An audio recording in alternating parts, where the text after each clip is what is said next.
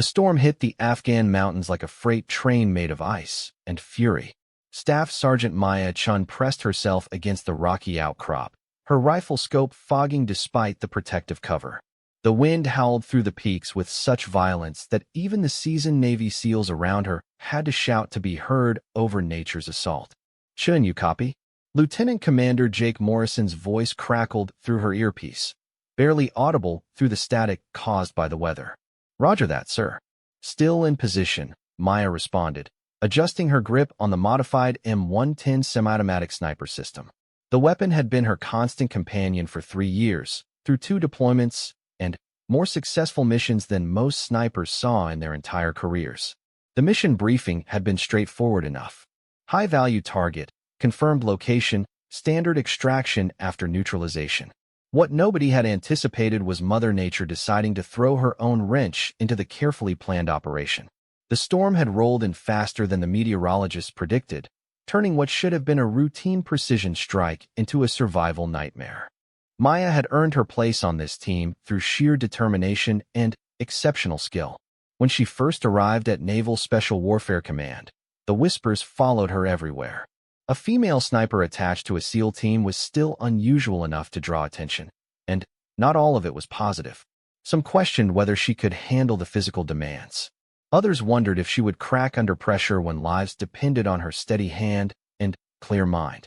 Those doubts had been systematically eliminated over months of flawless performance. Maya's kill record spoke louder than any skeptic's concerns. Her ability to remain calm under pressure had saved team members more times than anyone could count.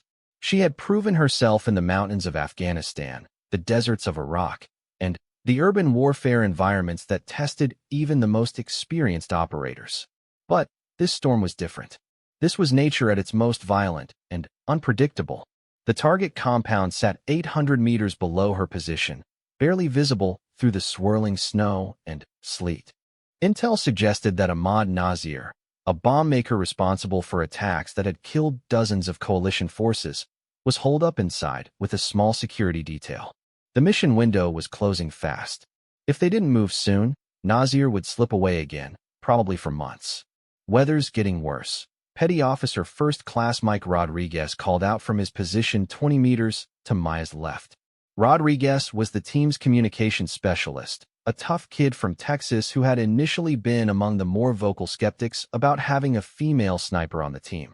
That had changed after Maya saved his life during a firefight in Kandahar, picking off 3 insurgents who had Rodriguez pinned down with surgical precision. "Copy that, Rodriguez. How's your equipment holding up?" Morrison asked.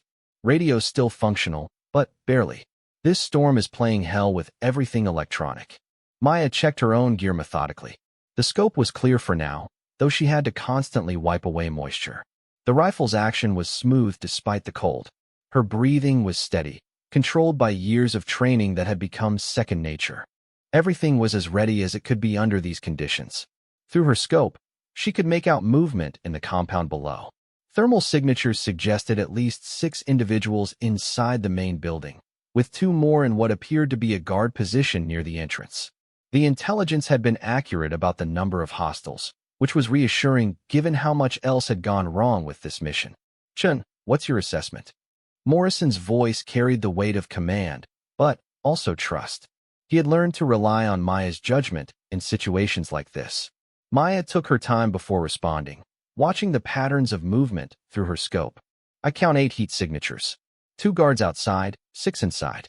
Wind's gusting pretty hard down there too, but I can compensate. Shots definitely possible, sir, but timing will be critical." The truth was that the shot would be one of the most challenging of her career. 800 meters in perfect conditions was well within her capabilities. 800 meters in a storm that was throwing ice and snow around like confetti was something else entirely. The wind wasn't just strong, it was chaotic, changing direction and intensity with no predictable pattern. "What about extraction after the shot?" asked Chief Petty Officer Tom Williams, the team's explosives expert. Williams was a 20-year veteran who had seen more combat than most people could imagine. His question wasn't doubting Maya's ability to make the shot. It was the practical concern of a man who understood that pulling a trigger was only the beginning of their problems. "That's where it gets interesting," Morrison replied grimly. Original extraction point is completely inaccessible now. This storm has washed out the LZ, and aviation says they can't get anywhere close until this weather clears. Maya felt her stomach tighten slightly, but her hands remained steady. Missions that started with compromised extraction plans had a way of becoming very complicated very quickly. Still, she had signed up for this job knowing that nothing was ever simple, and nothing was ever guaranteed except the need to complete the mission and get her teammates home alive. So we're looking at a walking extraction, Rodriguez observed. How far to the backup, LZ? 15 clicks through mountain terrain, Morrison answered. In this weather, probably 8 to 10 hours on foot, assuming we don't run into any more surprises. The team absorbed this information in the professional silence of operators who understood that complaining about circumstances wouldn't change anything. They had trained for exactly these kinds of situations, where everything that could go wrong did go wrong, and the only option was to adapt and overcome. Maya continued her surveillance of the target compound while the team leaders worked through the tactical problems. The storm was actually providing some advantages alongside the obvious challenges. The noise and reduced visibility would make it much harder for any hostiles to detect their position or track their movements after the shot. The guards below were clearly miserable, spending minimal time exposed to the elements, and moving in predictable patterns that suggested they weren't expecting trouble. Through her earpiece, she could hear the quiet conversation between Morrison and Williams as they worked through contingency plans. These were men she had served with for over a year, and their confidence in her abilities was something she had earned through consistent performance under pressure. They weren't discussing whether she could make the shot. They were planning around the assumption that she would. The wind gusted particularly hard, and Maya felt the familiar calm that always settled over her before a difficult shot. Her breathing slowed naturally, her heart rate dropped, and her focus narrowed to the specific technical challenges ahead. Wind speed and direction, temperature, humidity, target movement patterns, timing. All the variables that would determine success or failure were cataloged in her mind with the systematic precision that made her one of the most effective snipers in naval special warfare. Chun, how much time do you need to set up for the shot? Morrison asked. Maya considered the question carefully. In perfect conditions, she could have taken the shot immediately. In these conditions, she wanted every possible advantage. Give me 10 minutes to read the wind patterns and get a solid rest position. This isn't a shot I want to rush. Copy that. 10 minutes. As Maya began her final preparations, she thought about the path that had brought her to this frozen mountainside in Afghanistan. Growing up in San Francisco, the daughter of Chinese immigrants who ran a small restaurant, she had never imagined herself in the military, much less as a sniper attached to one of the most elite units in the armed forces. The decision to enlist had come after college, driven partly by a desire to serve and partly by a need to prove to herself that she could succeed in an environment where few people looked like her or shared her background. The journey from basic training to sniper school to selection for special operations had been marked by constant challenges to prove herself worthy of the trust that her teammates would eventually place in her. Now, lying in the snow with a rifle that had become an extension of her own body, Maya Chun was exactly where she belonged. The storm raged around her. The mission had already gone sideways in multiple ways, and 800 meters below, a terrorist who had killed American soldiers was about to discover that distance, and whether were no protection against a properly trained sniper with the will to complete her mission. The next few minutes would determine whether they all made it home alive. Maya's breathing formed small clouds of vapor that dissipated quickly in the brutal wind. She had found a stable position between two rocks that provided both cover and a solid rest for her rifle. The M110 was equipped with a Leopold Mark IV scope, and she had spent the last several minutes studying the wind patterns through the reticle, looking for any consistency in the chaos. The storm was beginning to show a pattern, she realized. Every 40 to 50 seconds, there was a brief lull where the wind dropped to maybe 15 miles per hour instead of the 30-plus gusts that had been battering the mountainside. It wasn't much, but it was enough for a sniper who had trained for years to exploit exactly these kinds of opportunities. Wind pattern identified. Maya reported quietly into her microphone. I've got a shot window every 40 to 50 seconds when the wind drops. Duration of about 8 to 10 seconds per window. Copy that, Chun. How's the target area looking? Maya swept her scope across the compound below. The guards had retreated inside a small shelter near the main entrance, probably trying to stay warm. Through the thermal imaging attachment on her scope, she could see that the main building still showed 6 heat signatures, with the largest one positioned near what appeared to be a window on the second floor. Target building is active. I'm reading 6 thermal signatures inside, with what looks like our primary target on the second floor, east side. Guards have taken cover, but they're still maintaining observation of the approaches.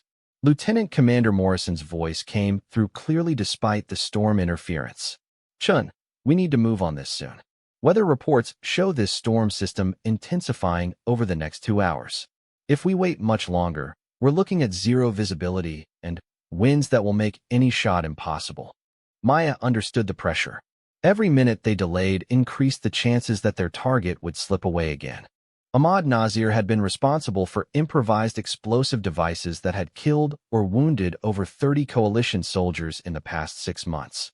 Intelligence suggested he was planning something even bigger, possibly targeting a forward operating base that housed several hundred troops. But rushing a shot in these conditions could mean missing entirely, alerting the compound to their presence, and turning a precision strike into a prolonged firefight that the team was not equipped to handle. Maya had seen other missions go wrong when operators let time pressure override tactical patience. Sir, I can make the shot, but I need you to trust my timing. The wind windows are consistent, but I need to wait for the right one. Rushing this increases the risk for everyone. There was a brief pause before Morrison responded. Your call, Chun. You have operational control of the shot timing. The trust implicit in those words was not lost on Maya. Morrison was giving her complete authority over when to take the shot, despite the external pressures to move quickly. It was the kind of confidence that had to be earned through consistent performance, and Maya felt the familiar weight of responsibility that came with that trust. She settled deeper into her shooting position, checking her natural point of aim one more time. The rifle was perfectly aligned with the target area, and her body position was stable enough to maintain accuracy despite the environmental challenges. Her left hand gripped the forend of the rifle with just enough pressure to maintain control without inducing tremor. Her right hand held the pistol grip with the relaxed firmness that allowed her trigger finger to work independently. Through her earpiece, Maya could hear the quiet conversations between the other team members as they prepared for the post-shot phase of the mission. Rodriguez was monitoring radio frequencies for any sign that their presence had been detected. Williams was calculating the most efficient route to the backup extraction point, taking into account terrain features and known enemy positions. Morrison was coordinating with headquarters to confirm that air support would be available once the weather cleared. The professionalism of her teammates allowed Maya to focus completely on the technical aspects of the shot. She didn't need to worry about overwatch or extraction planning or communication security. Her job was to put one bullet exactly where it needed to go, and everything else was being handled by operators who were experts in their respective fields. Maya watched the wind patterns for several cycles, confirming her earlier assessment. The lulls were occurring with remarkable consistency, probably due to the interaction between the storm system and the mountain topography. During each calm period, the snow and sleet stopped swirling quite so violently, and she could get a clear sight picture of the target building. On the 5th cycle, Maya made her decision. The thermal signature that intelligence had identified as Ahmad Nazir moved closer to the window, presenting a clear target for approximately 12 seconds. The wind lull was just beginning, which would give her the full duration of stable conditions to make the shot. I have the shot, Maya announced quietly. Send it. Morrison responded immediately. Maya's world narrowed to the fundamentals that had been drilled into her through thousands of hours of training. Her breathing slowed to a natural respiratory pause. Her trigger finger found the precise pressure point where the rifle would fire. Her scope reticle settled on the exact spot where she needed the bullet to impact. The wind noise faded to background static as her concentration focused entirely on shot execution. The trigger broke cleanly with a crisp snap that she felt more than heard. The rifle recoiled straight back into her shoulder, and Maya worked the bolt smoothly to chamber another round while keeping her eye on the scope to observe the bullet impact. Through the swirling snow, she saw the unmistakable disruption of the window glass, and the thermal signature that had been Ahmad Nazir disappear from her scope. The other heat signatures in the building immediately began moving in the chaotic patterns that indicated confusion and alarm. Target down, Maya reported calmly. Clean hit, confirmed neutralization of primary objective. The compound below erupted into activity as the remaining occupants realized they were under attack.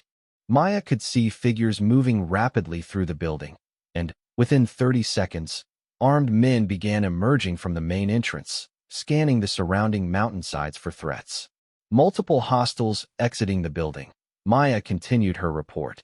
Count 7 individuals, all armed, conducting search patterns around the compound perimeter. Copy that, Chun. Can you interdict their search efforts? Maya was already tracking the movement patterns of the hostile forces through her scope. Affirmative. I have clear shots on their search teams. The next several minutes became a carefully orchestrated demonstration of precision marksmanship. Maya methodically engaged the hostile forces as they attempted to locate the source of the attack. Each shot was taken during the wind lulls that continued to occur with predictable regularity. Each shot resulted in immediate neutralization of the target. The hostile forces quickly realized they were facing a sniper, but their attempts to take cover were hampered by the storm and their unfamiliarity with the surrounding terrain. Maya's elevated position and superior optics gave her a decisive advantage that no amount of tactical movement could overcome. Within 8 minutes of the initial shot, the compound was secure. 7 hostile forces had been neutralized, and there was no further movement from within the building. The primary objective had been completed, and the immediate tactical situation was under control. Compound secure, Maya announced. No further hostile activity observed. Ready for extraction. Outstanding work. Chun, Morrison's voice carried genuine admiration. Now let's get the hell out of here before this weather gets any worse. As Maya began securing her rifle and preparing to move, she felt the familiar mixture of satisfaction and relief that came with completing a difficult mission successfully. The shot on Ahmad Nazir had been at the extreme edge of challenging, and the follow-up engagements had required rapid target acquisition and precise shot placement under deteriorating conditions. But the mission was far from over. They still had to navigate 15 kilometers of mountain terrain in a storm that was continuing to intensify. The compound they had just attacked would be discovered eventually, and hostile forces throughout the region would be looking for the team responsible. The next several hours would test different skills, but they would be no less dangerous than the precision shooting that had just concluded. Maya shouldered her rifle and began moving toward the rally point where the rest of the team was waiting. The storm showed no signs of abating, and the difficult part of their mission was just beginning. The team moved through the storm like ghosts, their white winter camouflage making them nearly invisible against the swirling snow. Maya followed 20 meters behind Morrison, with Rodriguez and Williams spread out in a tactical formation that had become second nature through months of operations together. The wind continued to howl through the mountain passes, but now it worked in their favor, masking the sound of their movement and eliminating any possibility of tracking. After 2 hours of hard travel through terrain that would have been challenging even in good weather, Morrison called for a brief halt in the shelter of a rocky overhang. The team gathered in a tight circle, close enough to communicate without using their radios, which had become increasingly unreliable as the storm intensified. "How's everyone holding up?" Morrison asked, his voice barely audible over the wind. "Good to go, sir," Rodriguez responded immediately, though Maya could see he was breathing heavily from the exertion of moving through knee-deep snow with full combat equipment. Williams nodded his agreement, checking his GPS device for their current position. "We're making decent time considering the conditions. Still about 11 clicks to the backup LZ." Maya felt strong despite the challenging movement. Her physical conditioning had always been exceptional, something that had been necessary to earn acceptance among operators who could not afford to have team members who couldn't keep up during demanding operations. The weight of her rifle and equipment felt familiar and manageable, even after 2 hours of difficult terrain. "Chun, how's your ammunition situation?" Morrison asked. Maya conducted a quick inventory of her remaining rounds. The engagement at the compound had required 8 shots total, including the initial target and the 7 hostile forces who had attempted to locate their position. Sufficient for continued operations, sir. No concerns about supply. The brief rest period gave Maya a chance to check her equipment thoroughly. The rifle had performed flawlessly during the engagement, with no signs of moisture infiltration or mechanical problems despite the brutal weather conditions. Her scope was clear and properly zeroed, and the thermal imaging attachment continued to function normally. Everything was as ready as it could be for whatever challenges the next several hours might bring. As they prepared to resume movement, Morrison's radio crackled with a transmission that was barely comprehensible through the static and interference. "Say again, headquarters," Morrison said into his microphone, adjusting the volume and squelch settings. The response was fragmentary and filled with electronic noise, but Maya caught enough words to understand that their situation had become more complicated. Something about additional hostile forces and a possible compromise of their extraction timeline. Morrison tried several more times to establish clear communication, but the storm was overwhelming their radio equipment. Finally, he made the decision that Maya had expected. "We're going to have to assume we're operating without communication support until we reach the backup LZ. Standard protocols apply. We maintain current course and speed, avoid contact with any hostile forces, and adapt to whatever situation we encounter when we get there." The team acknowledged the order and resumed their movement through the storm. Maya understood the implications of losing radio contact. Without the ability to coordinate with headquarters, they had no way of knowing whether the extraction timeline had changed, whether additional threats had been identified, or whether support assets would be available when they reached the landing zone. Operating without communication support was not unusual for special operations teams, but it added another layer of complexity to an already challenging situation. They would have to rely entirely on their training, their equipment, and their ability to work together as a cohesive unit. The terrain began to change as they descended from the high peaks where the sniper engagement had taken place. The snow was deeper in the lower elevations, but the wind was somewhat less violent due to the sheltering effect of the surrounding mountains. Maya found herself breaking trail for portions of the movement, her smaller size allowing her to move more efficiently through the deep drifts. After another hour of movement, Williams suddenly raised his fist in the signal to halt. The team immediately took cover and waited for his assessment of whatever had caught his attention. Williams moved carefully to a position where he could observe the valley below their current location. After several minutes of observation through his binoculars, he returned to where the team was waiting. "Vehicle movement in the valley," Williams reported quietly. "Looks like a patrol of some kind. 3 vehicles, probably 8 to 10 personnel total." Maya felt her pulse increase slightly. A patrol in this area could be completely unrelated to their mission, but it could also indicate that their attack on the compound had been discovered more quickly than anticipated. Morrison moved forward to conduct his own observation of the patrol. After several minutes, he returned with a grim expression. "They're conducting a search pattern," Morrison announced. "Military vehicles with mounted weapons. This isn't a routine patrol. Someone knows we're out here." The implications were clear to everyone on the team. If hostile forces were actively searching for them, the backup extraction point might already be compromised. Even if it wasn't, the presence of organized search efforts would make movement much more dangerous. "What's our best option, sir?" Rodriguez asked. Morrison considered the tactical situation for several long moments. "We continue toward the LZ, but we modify our route to avoid the search areas. It's going to add probably 3 hours to our movement time, but it's better than walking into an ambush." Maya checked her watch and calculated the implications. The modified route would put them at the extraction point well after the original timeline. Without radio communication, they had no way to inform headquarters about the delay. The extraction helicopter might arrive on schedule, find no one waiting, and leave before they could reach the landing zone. But the alternative was to move through areas where they knew hostile forces were conducting active search operations. For a 4-person team carrying specialized equipment and moving through difficult terrain, avoiding contact with larger enemy forces was the only rational choice. Chun, Can you provide overwatch while we plan the route modification?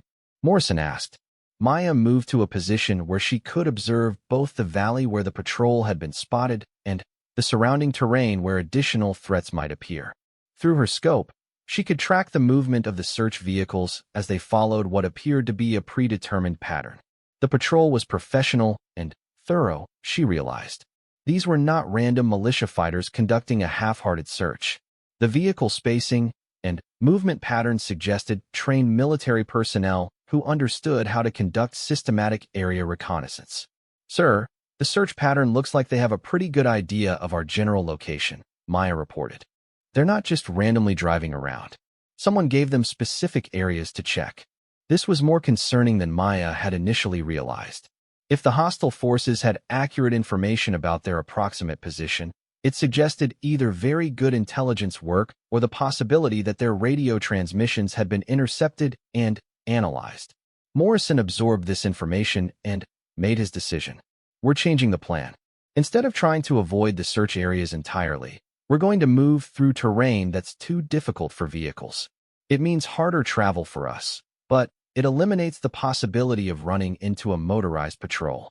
Williams consulted his topographic map and GPS device.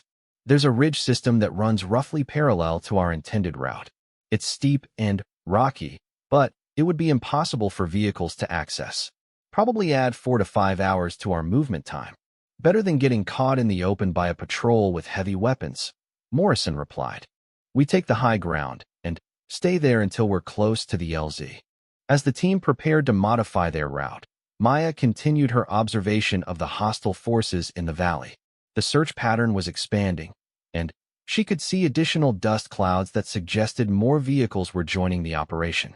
Whatever intelligence had prompted this search effort, it was being taken seriously by enemy commanders. The team was facing not just the challenge of difficult terrain and severe weather, but the active pursuit of professional military forces who understood how to conduct tracking operations. The next several hours would test every aspect of their training and equipment. Maya checked her rifle one more time and prepared to follow her teammates into some of the most challenging terrain in Afghanistan, pursued by an enemy that seemed to know exactly where to look for them. The ridge system that Williams had identified on his map turned out to be even more challenging than anticipated. What appeared as gentle elevation changes on the topographic chart translated into near-vertical rock faces and treacherous footing that required technical climbing skills to navigate safely. Maya found herself grateful for the mountaineering training that was part of advanced sniper school, as the team worked their way across terrain that would have stopped most military units. The storm continued to rage around them, but at this elevation, the wind carried less snow and more ice. The rocky surfaces were slick and unpredictable, requiring constant attention to avoid a fall that could injure team members or damage critical equipment. Maya's rifle case was secured with multiple attachment points, but she could feel the weight shifting as she maneuvered across particularly difficult sections. After 3 hours of grueling movement across the ridge system, Morrison called for another brief halt in the shelter of a rock formation that provided some protection from the wind. The team was making progress, but the physical demands were beginning to show on everyone. Status report, Morrison requested, his own breathing indicating the strain of their movement. Equipment secure, no mechanical issues, Williams reported, checking his explosive devices and navigation gear. Rodriguez tested his radio equipment again, hoping that the changed elevation might improve their communication situation. Still no joy on communications. The storm is completely jamming everything below UHF frequencies. Maya conducted her own equipment check, paying particular attention to her rifle and optical systems. Weapon system fully operational. Ammunition supply sufficient for continued operations.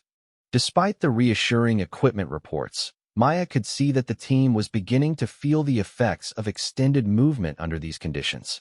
They had been operating for over 6 hours since the initial engagement, and the combination of severe weather, difficult terrain, and the stress of being pursued by hostile forces was taking a toll. Morrison consulted his GPS device and compared their current position with the planned route to the extraction point. We're about halfway to the LZ. If we can maintain current pace, We should reach the extraction area in approximately 4 hours. The timeline was concerning to Maya, though she didn't voice her worry. The original extraction window had already passed, and they had no way of knowing whether headquarters had been able to modify the helicopter pickup schedule. Military aviation assets were in high demand throughout the theater, and delays in extraction missions often meant extended waits for the next available window. As they prepared to resume movement, Maya noticed something that made her signal for immediate silence. Through the wind noise and limited visibility, she had detected a sound that didn't belong in the natural environment. The team froze in place while Maya identified the source of the disturbance. After several moments of careful listening, she was able to isolate the rhythmic mechanical noise that had caught her attention. Helicopter, Maya whispered. Single aircraft, probably medium lift, moving from east to west approximately 2 kilometers north of our position.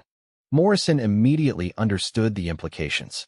A helicopter operating in this weather could only be military, and it was almost certainly part of the search effort that had been organized against them. The aircraft was following a search pattern that would eventually bring it close to their current position. Everyone find hard cover and prepare for concealment, Morrison ordered quietly. The team scattered to positions among the rocks where they would be invisible from aerial observation. Maya found a position where her winter camouflage would blend perfectly with the snow-covered rocks, while still allowing her to maintain observation of the surrounding area through her rifle scope. The helicopter appeared through the storm several minutes later, flying a systematic search pattern that demonstrated professional aircrew training. Through her scope, Maya could identify it as a Mi-17 transport helicopter, probably carrying additional search personnel who could be inserted at various points along their suspected route. The aircraft passed within 800 meters of their position, close enough for Maya to see the door gunners scanning the terrain below with mounted weapons. The helicopter continued its search pattern for another 10 minutes before disappearing back into the storm system. Aircraft has departed the immediate area, Maya reported once she was confident the helicopter was no longer a threat. Morrison gathered the team for a quick tactical discussion. They're getting closer. That search pattern was more precise than the vehicle patrols we observed earlier. Someone is feeding them better intelligence about our location. Williams studied his map again, looking for alternative routes that would be less predictable. If they continue that search pattern, they're going to intersect our planned route to the LZ within the next 2 hours. The tactical situation was deteriorating rapidly. Not only were they being pursued by ground forces with vehicles and mounted weapons, but now aerial assets were being employed to locate them. The helicopter's ability to move quickly between search areas and insert personnel at strategic locations gave the hostile forces a significant advantage. Sir, I recommend we modify our approach to the LZ, Maya said. Instead of moving directly there, we establish an observation point where we can watch the extraction area for several hours before we commit to moving into the open. Morrison considered this suggestion carefully. That makes sense from a tactical perspective, but it means we'll be operating even further outside our planned timeline. The extraction window might close completely. Better than walking into a prepared ambush, Rodriguez pointed out. If they figured out where we're going, the LZ might already be compromised. Maya understood that Morrison was facing the classic special operations dilemma between mission completion and force protection. Every additional hour they spent in hostile territory increased the risk of discovery and engagement with superior enemy forces. But moving directly to the extraction point could result in the entire team being captured or killed if it had been compromised. Chun, if we establish an observation point overlooking the LZ, what kind of range would you need for effective overwatch? Morrison asked. Maya considered the terrain features she remembered from the pre-mission briefing materials. Depending on the specific location, probably 800 to 1200 meters. Close enough for precision fire support, far enough to avoid detection during the observation phase. And if the LZ is compromised, what are our options for alternative extraction? This was the question Maya had been hoping wouldn't be necessary. Without radio communication, we'd have to assume that any alternative extraction would require us to move to a predetermined emergency pickup point. That could mean several more days of movement through hostile territory. The weight of the decision was visible on Morrison's face. As team leader, He was responsible for ensuring mission success while bringing all team members home alive. The expanding enemy search effort was forcing him to choose between those two objectives. We proceed to an observation point overlooking the primary LZ, Morrison decided. We conduct surveillance for a minimum of 2 hours before making any decision about whether to attempt extraction. If the area appears to be compromised, we move to the emergency extraction protocol. The team acknowledged the order and resumed their movement across the ridge system. Maya felt a mixture of relief and apprehension about the modified plan. The cautious approach would minimize their risk of walking into an ambush, but it also meant extending their time in an environment where they were actively being hunted by professional military forces. As they worked their way across increasingly difficult terrain, Maya reflected on how dramatically the mission had evolved from its original parameters. What had started as a routine precision strike had become a survival exercise that was testing every aspect of their training and equipment. The storm showed no signs of abating, and the enemy search effort appeared to be intensifying. The next few hours would determine whether they made it home safely or became another casualty statistic in the ongoing war against terrorism. The observation point that Williams had identified turned out to be perfect for their needs. A natural rock formation provided concealment from multiple directions while offering clear sight lines to the extraction landing zone 800 meters below. Maya established her sniper position behind a boulder that would hide her muzzle flash and provide stable support for extended observation. Through her scope, Maya could see that the landing zone appeared to be unoccupied, but that didn't necessarily mean it was safe. Professional military forces understood the value of concealed observation posts, and any ambush would be positioned to avoid detection until the target aircraft was committed to landing. LZ appears clear from this angle, Maya reported quietly.